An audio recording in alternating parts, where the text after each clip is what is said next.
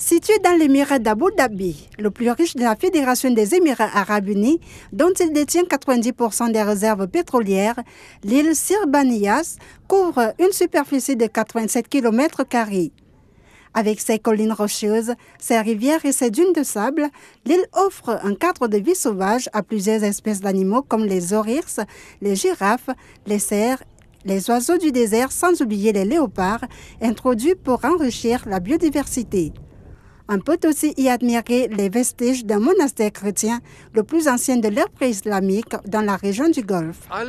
L'île a été conçue par le feu Sheikh Zayed au début des années 70. En 1971, il a commencé à acheminer des animaux vers l'île. Il a commencé à développer l'île pour la transformer en un parc naturel. L'idée à l'époque était de créer une arche arabe pour son peuple. Les fouilles ont commencé en 1992 et 36 sites archéologiques ont été découverts. Un monastère chrétien qui remonte à 600 après Jésus-Christ a été découvert.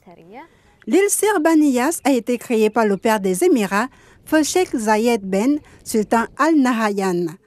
L'île a été transformée dès 1971 en une réserve naturelle pour abriter les espèces menacées d'extinction.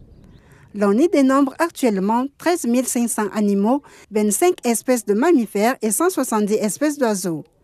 Dotée de 3 unités hôtelières, l'île, ouverte au public depuis 6 ans, accueille des visiteurs qui doivent se soumettre à l'exigence de planter un arbre. À 170 km de la capitale Abu Dhabi et accessible uniquement par mer ou par air, l'île accueille par ailleurs des réunions ministérielles à huis clos et propose un environnement naturel propice au safari entre mer et désert au milieu des milliers d'animaux en liberté.